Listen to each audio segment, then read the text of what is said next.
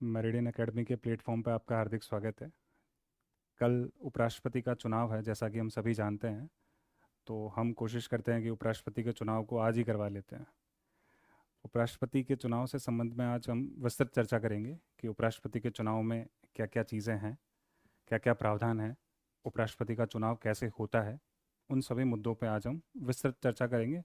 बहुत ज़्यादा डिटेल में भी नहीं, पर जितना हमको आवश्यक है उतनी हम चर्चा करके आज समझने का प्रयास करेंगे कि एग्जैक्टली राष्ट्रपति का चुनाव कैसे होता है, अभी क्यों हो रहा है, क्या क्या इंपॉर्टेंट इसके अंदर तथ्य हैं, और कौन कौन से प्रावधान हैं जो कि इसमें सम्मिलित हैं।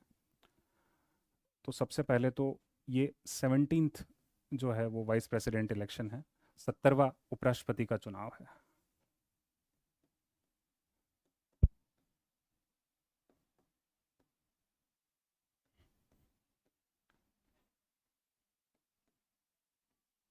तो सबसे पहले तो यही पूछ सकते हैं कि कौन से नंबर का चुनाव है।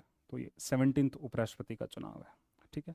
और हम इसमें क्या समझने का प्रयास करेंगे, हम इसमें ये समझने का प्रयास करेंगे कि जो चुनाव की प्रक्रिया है वो क्या है। उससे पहले हम ये समझने का प्रयास करते हैं कि उपराष्ट्रपति के चुनाव के प्रावधान कहाँ कहाँ हैं, इसके रेफरेंसेस कहाँ कहाँ हैं। ठीक है, कि ये प्रावधान है कहाँ कहाँ पे, या इसको और अलग शब्दों में कह दें तो रेफरेंस क्या क्या हैं। ठीक है। तो रेफरेंस क्या क्या हो सकते हैं। उपराष्ट्रपति के चुनाव के कुछ रेफरेंसेस हैं, जैसे 3 रेफरेंसेस हैं जिसमें ये बताया गया है कि उपराष्ट्रपति का चुनाव कैसे होता है और उसके प्रावधान कहाँ कहाँ हैं। सबसे पहले तो संवैधानिक प्रावधान है। संविधान के अंदर लिखा हुआ है कि उपराष्ट्रपति का चुनाव कैसे होगा, उससे संबंधित क्या क्या तथ्य हैं। एक हमारे पास अधिनियम है और एक हमारे पास नियम है। अब अधिनियम जो है उसमें और नियम में क्या अंतर है, तो संविधान के अंदर तो जो लिखा है वो पत्थर की लकीर है। अधिनियम जो है वो संसद ने बनाया है, और नियम जो है वो अधिनियम को हेल्प करने के लिए, अधिनियम को मॉडिफाइड करने के लिए नियम बनाए गए हैं। संवैधानिक प्रावधानों की बात करते हैं। अधिनियम जो है उसका नाम है राष्ट्रपति एवं उपराष्ट्रपति, राष्ट्रपति एवं उपराष्ट्रपति निर्वाचन अधिनियम। ये 1952 का एक्ट है, निर्वाचन अधिनियम।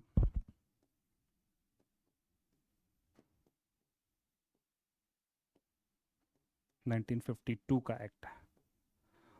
और राष्ट्रपति एवं उपराष्ट्रपति नियम हैं वो 1974 के हैं। तो मूल रूप से हम ये कह सकते हैं कि उपराष्ट्रपति का अगर हमको चुनाव करवाना है तो उसके लिए हमारे पास एक पूरा प्रोसेस होना चाहिए कि वो चुनाव कौन करवाता है, चुनाव की प्रक्रिया क्या है। तो ये पूरा प्रोसेस जो है वो 3 चीज़ों के अंदर सम्मिलित है, और ये तीनों चीज़ें मिलकर एक संहिता हो गई हो, मान लीजिए, राष्ट्रपति और उपराष्ट्रपति के चुनाव से संबंधित। क्या क्या है, संवैधानिक प्रावधान है, एक हमारे पास 1952 का अधिनियम है, और एक 1974 के हमारे पास कुछ रूल्स हैं। संवैधानिक प्रावधान की अगर बात करें तो संवैधानिक प्रावधान क्या क्या हैं। तो मैं संवैधानिक प्रावधान की अगर बात करूं तो संविधान के अंदर हमारे पास एक भाग है, भाग 5। कौन सा भाग है, भाग 5। इस भाग 5 का जो नाम है वो है संघ। इस संघ के अंदर एक प्रथम अध्याय है, और इस अध्याय का जो नाम है वो है कार्यपालिका। और इस कार्यपालिका के अंदर जो है वो राष्ट्रपति और उपराष्ट्रपति को आर्टिकल 52 से लेके 71 के बीच में राष्ट्रपति और उपराष्ट्रपति दोनों को शामिल किया गया है। तो मोटे मोटे तौर पे हमने अभी तक क्या देखा, हमने ये समझने की कोशिश की है कि राष्ट्रपति और उपराष्ट्रपति का जो चुनाव है वो कैसे होगा, उसकी प्रक्रिया कैसे होगी, वो कहाँ सम्मिलित है। तो वो हमारे पास संविधान के अंदर लिखा हुआ है, हमारे पास एक एक्ट में लिखा हुआ है जो कि presidential and vice presidential act है 1952 का। फिर हमने एक रूल्स बनाए हैं 1974 के अंदर। इन तीनों चीज़ों के अंदर जो है वो हमारा सम्मिलित है कि चुनाव प्रक्रिया कैसे होगी। बहुत डिटेल में है ये एक्ट। तो यहाँ पे इस एक्ट के अंदर इतना लिखा हुआ है कि अगर वो जो फॉर्म सबमिट करवाते हो आप, जो जो भी कैंडिडेट है वो अपना फॉर्म सबमिट करवाने जाता है तो उसका टाइम लिखा हुआ है कि 11 से 3 उसको जाना है, इवन जो मतपत्र मिलेगा बैलेट पेपर उसका रंग कैसा होगा। हालांकि उतनी डिटेल में हमें पढ़ने की आवश्यकता नहीं है, हम जो बेसिक चीज़ें हैं वो पढ़ने की प्रयास करेंगे। तो यहाँ तक क्लियर है। अब हम देखते हैं पहले संवैधानिक प्रावधान कौन कौन से हैं।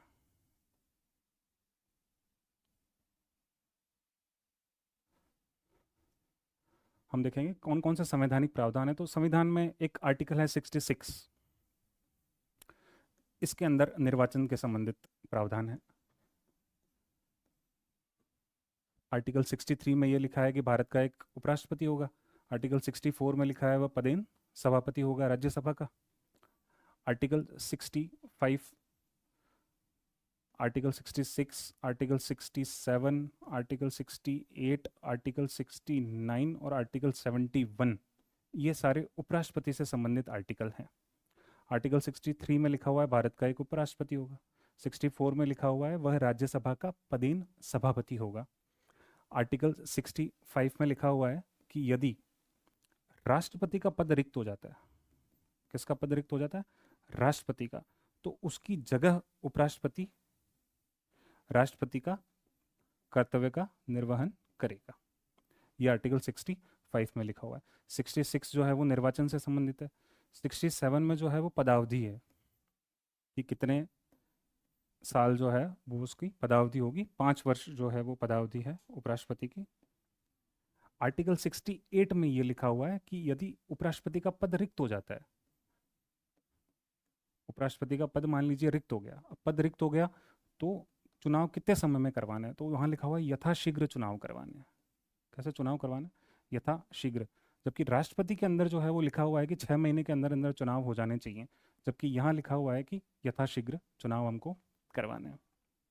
आर्टिकल 71 जो है वो अगर कोई डिस्प्यूट हो जाता है प्रेसिडेंट और वाइस प्रेसिडेंट के इलेक्शन में, तो वो जो मामला है वो केवल और केवल सुप्रीम कोर्ट के अंदर सुना जाएगा। ये लिखा हुआ है आर्टिकल 71 के अंदर। ठीक है, तो ये संवैधानिक प्रावधान है। ये जब आप उपराष्ट्रपति को सब संविधान के अनुसार पढ़ते हैं तब आप इसमें पढ़ते हैं कि कैसे उपराष्ट्रपति को हटाया जाता है, कैसे उपराष्ट्रपति को लगाया जाता है, चुनाव प्रक्रिया क्या है। हम आज फोकस करेंगे कि इलेक्शन प्रोसीजर क्या है, चुनाव प्रक्रिया क्या है। अब देखिए हुआ क्या है वास्तव में कि जो हमारे उपराष्ट्रपति थे अभी, जिनका नाम जगदीप धनखड़ साहब थे, उन्होंने इस्तीफा दे दिया। इन्होंने इस्तीफा दे दिया 21 जुलाई को। 21 जुलाई 2025 को इन्होंने इस्तीफा दे दिया, जबकि इनका जो कार्यकाल था वो 10 अगस्त 2027 तक था। इनका कार्यकाल कब तक था? 2027 तक। तो लगभग लगभग इन्होंने 2 साल पहले इस्तीफा दे दिया। क्या कारण रहा इस्तीफा देने का? तो उन्होंने जो कारण बताया है इस्तीफा देने का वो ये है कि उनका स्वास्थ्य खराब था। वास्तविक कारण और भी कई हैं, लेकिन जो उन्होंने कहा है वो कारण तो यही है और वही रियल मानेंगे हम कि स्वास्थ्य कारणों की वजह से उन्होंने इस्तीफा दे दिया है। अब चूंकि हमने अभी पढ़ा कि अगर उपराष्ट्रपति का पद खाली हो गया है तो इलेक्शन कमीशन ऑफ इंडिया जो है, भारत का निर्वाचन आयोग जो है, वो यथाशीघ्र चुनाव करवाएगा। वो यथाशीघ्र चुनाव करवाएगा। और इलेक्शन कमीशन ऑफ इंडिया ने डेट दे दी कि हम 9 सितंबर को चुनाव करवाएंगे, यानी कि हम कल चुनाव करवाएंगे। 9 सितंबर डेट डिसाइड हो गई है कि हम कल चुनाव करवाएंगे। ठीक है, यहाँ तक कोई दिक्कत नहीं। अब हम चलते हैं कि उपराष्ट्रपति के चुनाव से संबंधित की पॉइंट्स क्या क्या हैं। कुछ की पॉइंट्स हैं कि उपराष्ट्रपति का जो चुनाव है वो कैसे होगा, तो उसके हम कुछ की पॉइंट्स पर चर्चा करते हैं। पहला की पॉइंट तो ये है कि ये चुनाव जो है वो अप्रत्यक्ष है, इनडायरेक्ट इलेक्शन है। अप्रत्यक्ष चुनाव से क्या संबंध है? एक होता है प्रत्यक्ष चुनाव, एक होता है अप्रत्यक्ष चुनाव। अप्रत्यक्ष चुनाव के अंदर क्या होता है कि जनता सीधे वोट नहीं करेगी। तो जनता सीधे वोट नहीं करेगी तो कौन वोट करेगा? जनता एक ग्रुप को ये अथॉरिटी दे देगी कि आप वोट कीजिए। तो यहाँ पे अप्रत्यक्ष चुनाव में क्या होता है, एक खास समूह वोट करता है, एक खास ग्रुप जो होता है वो वोट करता है। और इस खास ग्रुप को ही हम क्या कहते हैं? इलेक्टोरल कॉलेज कहते हैं। इलेक्टोरल कॉलेज कहते हैं। हिंदी में इसको कह देते हैं निर्वाचक मंडल। क्या कह देते हैं इसको? निर्वाचक मंडल। तो अप्रत्यक्ष चुनाव में जनता भागीदारी नहीं करती है, जनता तो नहीं करती है, और कोई खास ग्रुप जो है वो वोटिंग करता है। वो खास ग्रुप जो है उसको हम कह देते हैं निर्वाचक मंडल। अभी हम देखेंगे कि उपराष्ट्रपति के अंदर ये निर्वाचक मंडल में कौन कौन शामिल है। सेकंड, ये जो है आनुपातिक प्रतिनिधित्व का चुनाव है। किस प्रकार का प्रतिनिधित्व है? आनुपातिक प्रतिनिधित्व। और थर्ड ये है एकल संक्रमणीय मत पद्धति। एकल संक्रमणीय मत पद्धति। अब ये क्या है? ये अभी जब मैं आपको पूरा इलेक्शन समझाऊंगा तब मैं आपको समझाऊंगा कि एकल संक्रमणीय मत पद्धति क्या है। चौथा हमारे पास एक की पॉइंट है कि ये चुनाव जो होता है वो गोपनीय होता है। अच्छा, अब ये क्या होता है गोपनीय चुनाव? ये चुनाव जो है वो गोपनीय होता है। गोपनीय का अर्थ ये है कि इस पे व्हिप जारी नहीं कर सकते आप।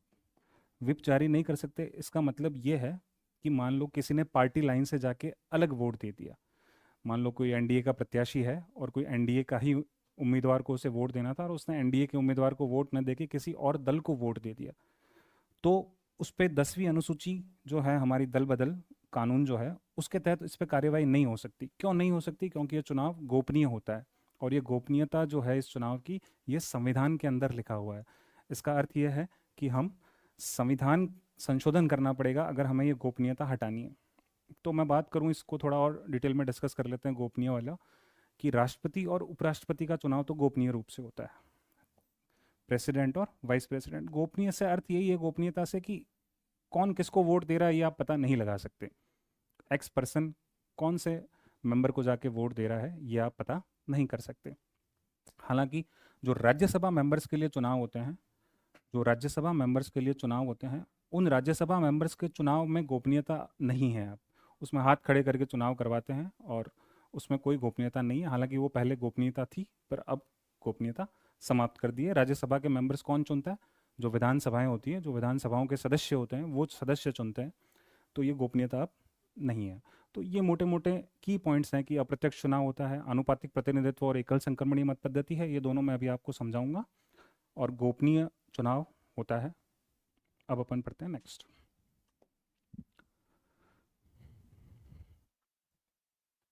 तो ये 17th, अभी तक हमने पढ़ा है, ये 17th president vice presidential election है। ठीक है, अब हम बात करेंगे इसके निर्वाचक मंडल की।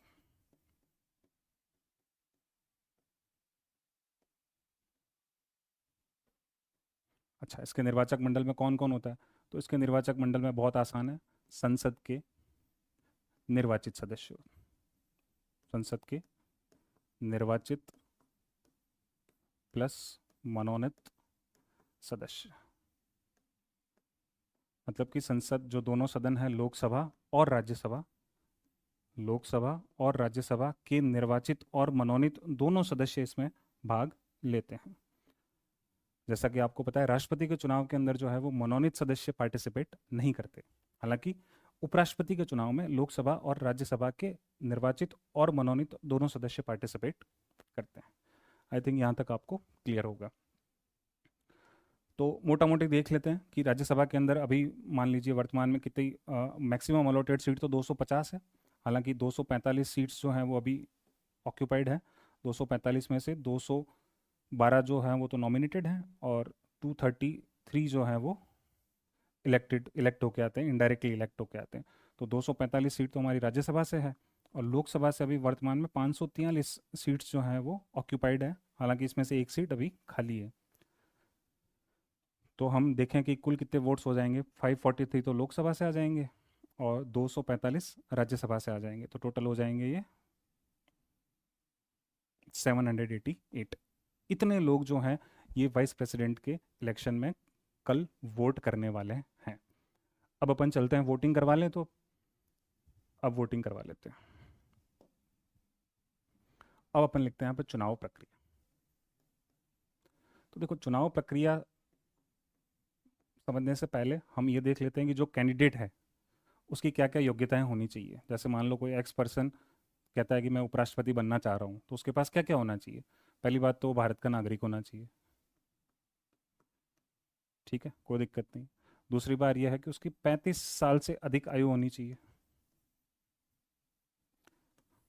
तीसरा है वह किसी भी ऑफिस ऑफ प्रॉफिट के पद पे नहीं होना चाहिए, किसी भी लाभ के पद पे नहीं होना चाहिए, लाभ के पद पर नहीं होना चाहिए। और उसकी जो चौथी है कि वो राज्यसभा का मेंबर बनने की उसमें योग्यता होनी चाहिए, राज्यसभा के सदस्य बनने की योग्यता होनी चाहिए।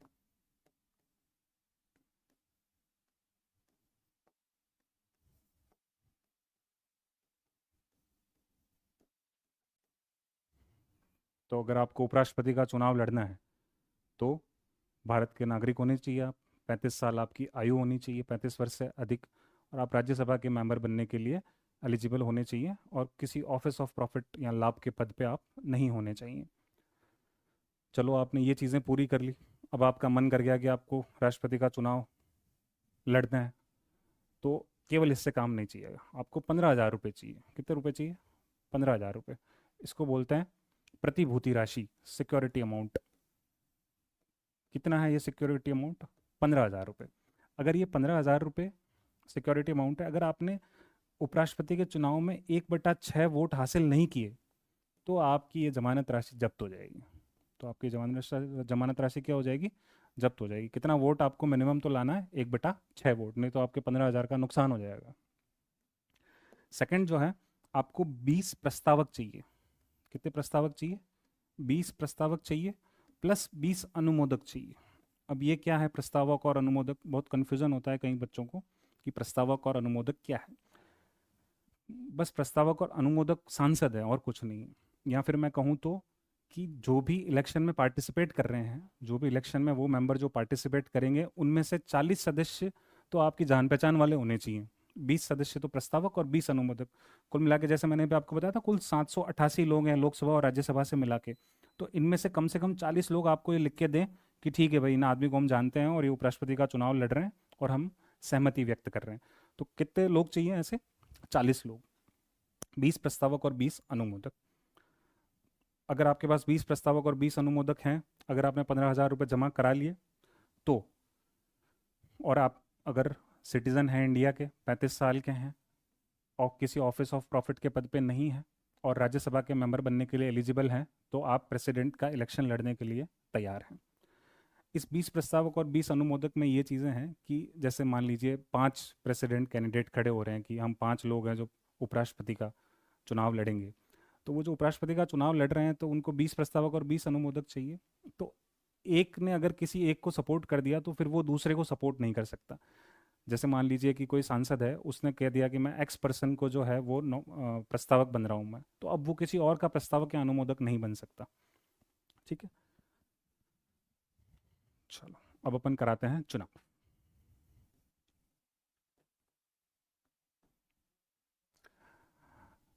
चुनाव में एक मिलेगा आपको बैलेट पेपर।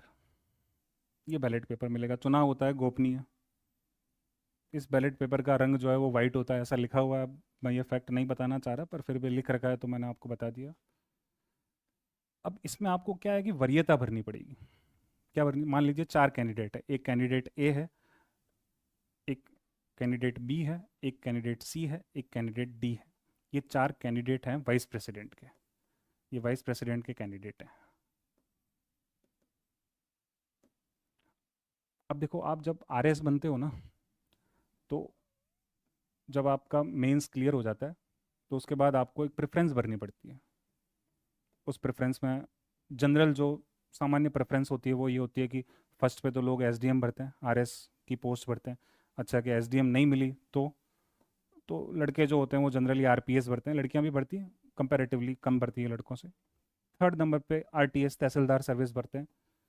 फोर्थ नंबर पे फिर अलग अलग है, कोई अकाउंट सर्विस भरता है, कोई डीटीओ भरता है, जो भी है। ये प्रेफरेंस है ना, कि आपने ये चूज़ किया कि मुझे सबसे पहले एसडीएम बनना है, कि अगर मेरी रैंक अच्छी है तो मुझे सबसे पहले एसडीएम का पद दिया जाए, फिर आरपीएस। तो ये एक प्रेफरेंस है। तो वैसी ही प्रेफरेंस यहाँ भरनी होती है हमें। कैसे भरते हैं हम? 4 कैंडिडेट खड़े कर दिए अपन ने, ए बी सी और डी। इसमें लिखा हुआ होगा, चारों कैंडिडेट के नाम लिखे हुए होंगे। अब इसमें प्रेफरेंस भरनी है। प्रेफरेंस कौन भरेंगे? वो जो मैंने अभी आपको बताया कि 788 कैंडिडेट हैं जो संसद के निर्वाचित और मनोनीत सदस्य हैं, वो यहाँ पे अपनी प्रेफरेंस को भरेंगे। कैसे भरेंगे प्रेफरेंस को? जैसे मान लीजिए कोई एक्स पर्सन ने प्रेफरेंस भरना शुरू किया कि यार मैं तो ए को दूंगा फर्स्ट, सी को दूंगा फोर्थ, बी को दूंगा थर्ड, कुछ भी दे दो, डी को दूंगा सेकंड। ये प्रेफरेंस है। प्रेफरेंस भरने के भी कुछ रूल्स हैं। आप प्रेफरेंस को इंटरनेशनल इंग्लिश लैंग्वेज में भर सकते हैं, ये जो लैंग्वेज है, आप रोमन लैंग्वेज में भर सकते हैं। इसके अलावा आप नहीं भर सकते, आप ऐसा नहीं लिख सकते प्रथम। अगर प्रथम लिख दिया तो आपका जो वोट है वो अवैध घोषित हो जाएगा। एक और प्रश्न आता है कि क्या सारी प्रेफरेंसेस भरना आवश्यक है? तो नहीं, सारी प्रेफरेंसेस भरना आवश्यक नहीं है। तो एक प्रेफरेंस आप भर सकते हो, पर फर्स्ट नंबर वाली प्रेफरेंस तो आपको भरनी ही पड़ेगी। फर्स्ट नंबर मतलब जिसको आप एक नंबर पे रखना चाहते हो, जिसको भी आप एक नंबर पे रखना चाहते हो वो प्रेफरेंस भरना अनिवार्य है। वापस बता देता हूँ, एक बैलेट पेपर मिलता है आपको, उस बैलेट पेपर में जितने भी वाइस प्रेसिडेंट के कैंडिडेट हैं वो उनका नाम होता है, और आपको रैंकिंग देनी होती है, या फिर आपको यहाँ पे अधिमान देना होता है, रैंक देनी होती है कि कौन से रैंक पे हम उनको, कौन सी प्रेफरेंस पे हम उनको रखना चाहते हैं। उपराष्ट्रपति के चुनाव को जब हम पढ़ रहे हैं तो ये है अप्रत्यक्ष चुनाव। मैंने अभी थोड़ी देर पहले भी आपको बताया था कि ये कैसा चुनाव है, एक अप्रत्यक्ष चुनाव है। अप्रत्यक्ष चुनाव और कहाँ कहाँ होते हैं? तो एक तो चुनाव राष्ट्रपति का जो होता है वो अप्रत्यक्ष चुनाव होता है भारत में। और कौन सा अप्रत्यक्ष होता है? एक उपराष्ट्रपति का चुनाव अप्रत्यक्ष होता है। और कौन सा चुनाव अप्रत्यक्ष होता है? राज्यसभा के जो सदस्य चुने जाते हैं, जो निर्वाचित सदस्य हैं, राज्यसभा के निर्वाचित सदस्य,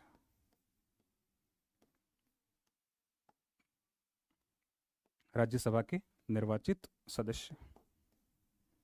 और एक जो है वो विधान परिषद के जो सदस्य होते हैं उनका भी चुनाव जो होता है वो अप्रत्यक्ष होता है। तो इसका मतलब अगर आपने ये चुनाव प्रक्रिया समझ ली तो राष्ट्रपति का चुनाव भी ऐसे ही होता है, उपराष्ट्रपति का भी ऐसे होता है, राज्यसभा के निर्वाचित सदस्यों का भी इसी पद्धति से होता है, और वाइस प्रेसिडेंट विधान परिषद के जो सदस्य होते हैं उनका भी चुनाव इसी पद्धति से होता है। और इस चुनाव का नाम क्या है? इस चुनाव का नाम है एकल हस्तांतरणीय मत पद्धति, सिंगल ट्रांसफरेबल वोट और आनुपातिक प्रतिनिधित्व। तो यहाँ तक हम क्लियर हैं कि वाइस प्रेसिडेंट के लिए हम एक बैलेट पेपर मिलता है और उसमें आपको रैंकिंग देनी होती है। तो अब हम वापस बना लेते हैं एक बार टेबल कि ये ए बी सी और डी, ये ए, ये बी, ये सी और ये डी, चार कैंडिडेट खड़े हुए थे। हम ऐसा मान लेते हैं कि टोटल वैलिड वोट्स जो हैं वो 100 है, कि कुल कितने लोग मतदान कर रहे हैं? 100 लोग। हमने 100 क्यों माने? क्योंकि 100 से लेके चलेंगे तो आपको पढ़ाई में थोड़ा, मतलब कैलकुलेशंस में कुछ ईजी होगी चीज़ें। वोट खारिज भी हो सकते हैं। आप ऐसा मान लो टोटल 115 वोट थे, 15 वोट खारिज हो गए, 15 वोट क्या हो गए? खारिज हो गए। और अब कितने वोट बचे हैं? 100 वोट बचे हैं। तो अब कुल मतदान करने वाले कितने लोग हैं? 100 लोग हैं। अब एक होता है कोटा। क्या होता है? कोटा। ये रिजर्वेशन वाला कोटा नहीं है। ये कोटा वो कोटा है कि एक आदमी को मिनिमम मिनिमम कितने वोट लाने पड़ेंगे, कि मिनिमम से मिनिमम वो कितने वोट लेके आए कि वो इलेक्शन जीत जाए। तो उसके लिए फॉर्मूला है कि total number of valid votes, कुल वैध मतों की संख्या, कुल वैध मतों, कुल वैध मतों की संख्या, कुल वैध मतों की संख्या डिवाइडेड बाय कुल पद कितने, +1 +1। ये फॉर्मूला है।